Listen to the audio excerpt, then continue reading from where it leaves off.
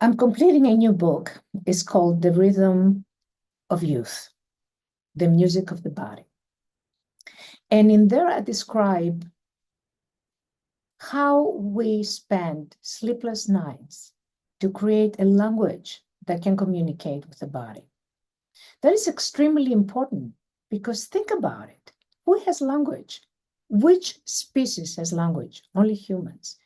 Being able to combine waveforms, to make sounds, to make the sounds be meaningful within phrases, to have a structure like grammar and syntax that delivers this language in a way that it's been understood, then that's magic. That's fascinating. The way we communicate with each other, we have these technologies, IELLIOS and virtual gem, that can communicate with the body. And what happens when they communicate with the body? Several things. They can basically fill in gaps. They can balance the proteins of the body, not just the hormones of the body, but the proteins of the body. What does that mean? It means not only physical health, but mental health will be reinstated. Why? Because mental health, a lot of it is based on dysfunction in neurotransmitters, and neurotransmitters are proteins.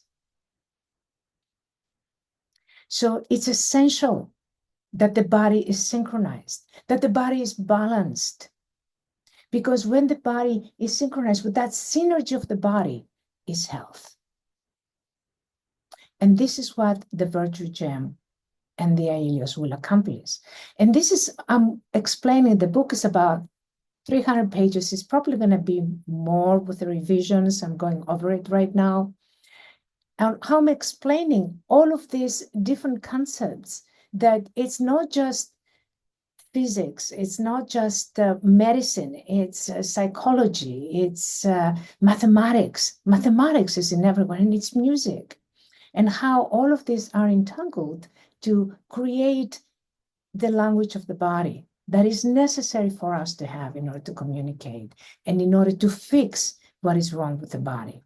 And once this is repaired, then, and only then, we can have a reinstatement of health. We have a delay of the aging process, a biorepair of anything that is falling apart within us, the dismantled networks, the neuronal networks that have been dismantled, the broken protein communications, the proteins that have been unfolded and they have to be folded again in order to be functional, because the proteins are the brains of the cells.